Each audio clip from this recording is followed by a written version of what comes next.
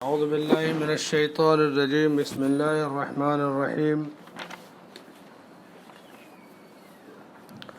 فلما جاءت قيل أهكذا عرشك قالت كأنه هو وأوتينا العلم من قبلها.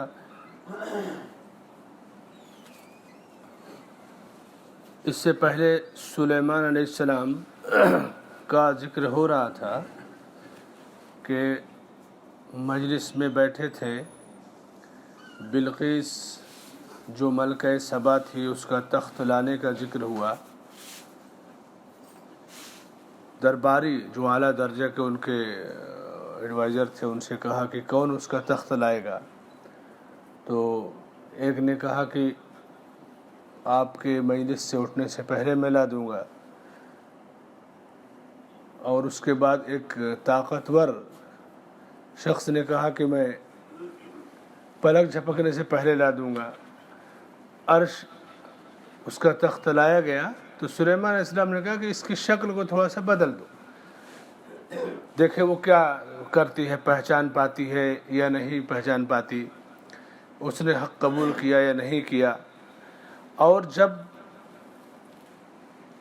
وہ اسلام چونکہ لا چکی تھی, سبا یعنی یمن سے شام اس کو آنا تھا, 2-3 دن کی مسافت اس وقت تھی. اس نے سفر کیا اور اس کے پہنچنے سے پہلے اس کا تخت وہاں پر موجود تھا, حاضر تھا. سلیمان علیہ السلام نے اس سے پوچھا اہکذا عرشک, کیا تمہارا تخت اسی طرح سے تھا؟ تو اس نے اس کی دوراندیشی, مفسرین نے لکھا کہ ایک عورت کی دوراندیشی, اس نے یہ نہیں کہا یہی ہے اور جھٹلایا بھی نہیں, کہا کہ کأنہ ہو, یہ اسی جیسا ہے. اسے ایسا لگا کہ میرا ہی تخت ہے, لیکن سوال کس کا ہے, جواب کسے دینا ہے, شخصیت کون ہے, اس کا اس نے خیال کیا اور کہا کہ یہ تو اسی طرح سے ہے جس طرح میرا تخت تھا. اور اس کے بعد اس نے یہ بھی کہا کہ مجھے اس کا علم پہلے سے تھا. کس چیز کا؟ آپ کی رسالت کا, آپ کے پیغام کا.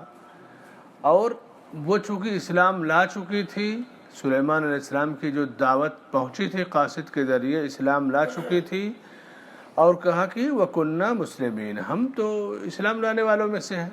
اور اسی کا انتظار تھا سلیمان علیہ السلام کو. تو اس نے نہ صاف اقرار کیا تخت کا, نہ صاف انکار کیا, مگر اپنے اسلام کا صاف اعلان کیا.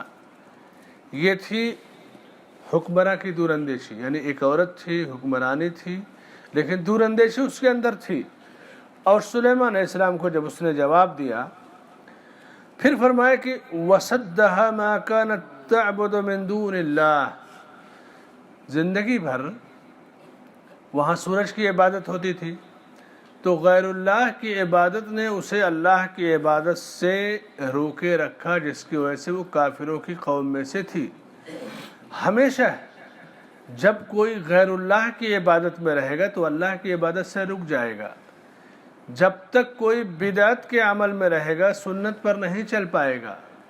غلط راستہ پہ چلنے والے کا غلط راستہ صحیح راستے پہ چلنے سے اسے روک دے گا.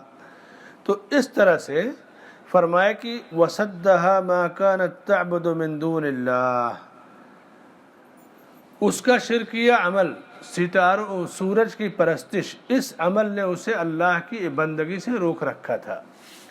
معلوم یہ ہوا کہ بندگی سے رک جانا اس کے برے عمل کی وجہ سے ہے, ورنہ پیدائش اور تخلیق جو انسان کی ہوتی ہے, اللہ کے نبی صلی اللہ علیہ وسلم فرماتے ہیں کہ ہر بچہ فطرت پر پیدا ہوتا ہے, فطرت اسلام پر.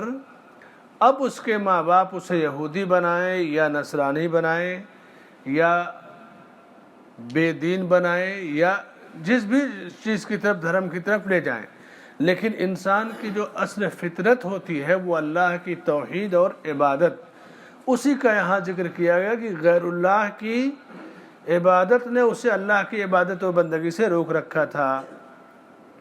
اب اس کے بعد سلیمان علیہ السلام چونکہ نبی تھے، نبوت کی دعوت دیا، رسالت کی، بادشاہ بھی تھے، ایک بادشاہ کا استقبال کرنا ہے۔ استقبال کسی کا کیسے کیا جاتا ہے؟ جو جس درجے کا ہوتا ہے، جیسے آپ دیکھیں حکومتوں کا پروٹوکول ہوتا ہے، اور جو جس درجے کا ہوتا ہے اسی درجے کا اس کو پروٹوکول ملتا ہے۔ تو یہ چیز پرانے زمانے سے ہے۔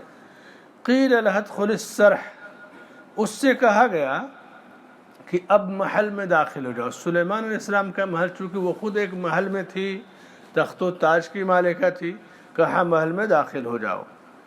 سلیمان علیہ السلام کا محل بڑا پیارا تھا، اس کا جو فرش تھا، جیسے آج کے زمانے میں ماربل ٹائلز وغیرہ ہے، تو فرش بہترین قسم کے شیشے کا تھا۔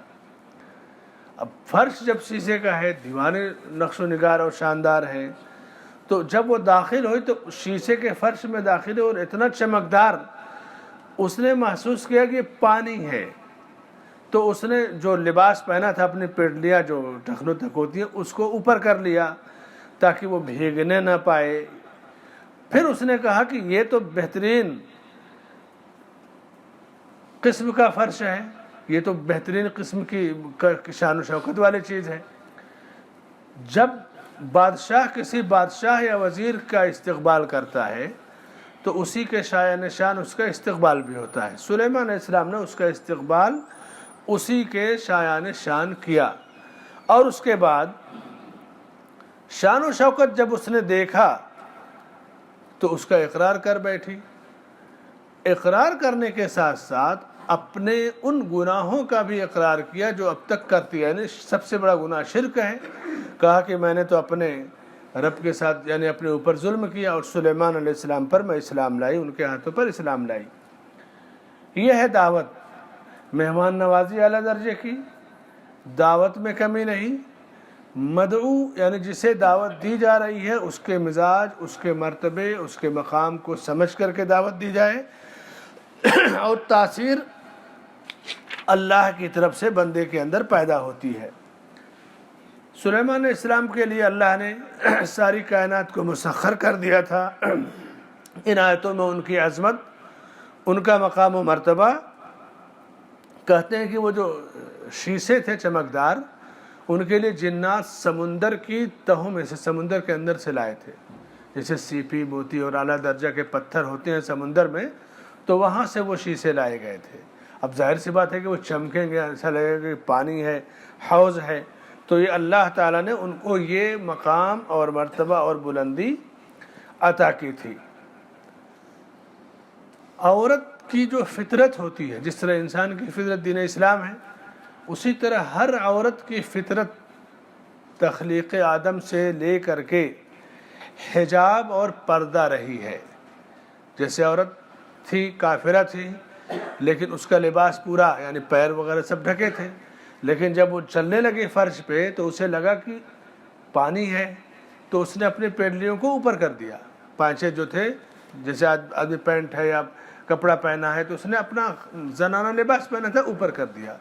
تو مفسرین نے لکھا ہے کہ یہ عورت کی فطرت اللہ نے ابتدا سے اس کو ننگا پن یا عریانیت، یہ فحاشی، یہ عورت کی فطرت میں نہیں ہے۔